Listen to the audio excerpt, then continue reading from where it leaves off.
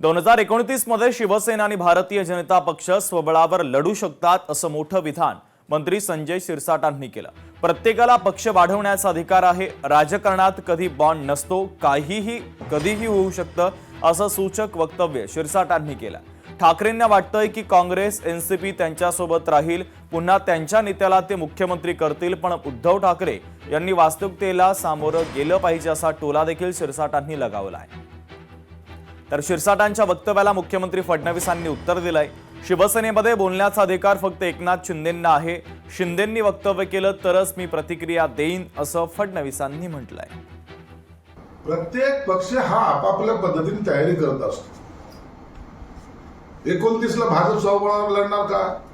लढू शकते ना। शिवसेना स्वबळावर लढेल का? लढू शकते।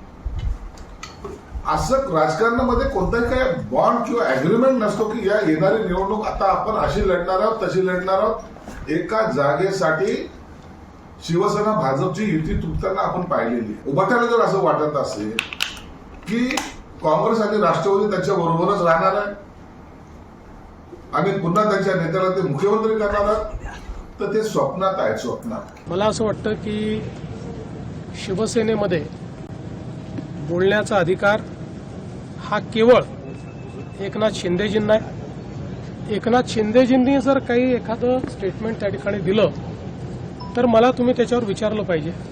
याच्या संदर्भात तुम्हाला विचारायचं स्पोक्सपर्सनला विचारलं पाहिजे। लोकशाही मराठी ऐका, पहा, जागरूक रहा।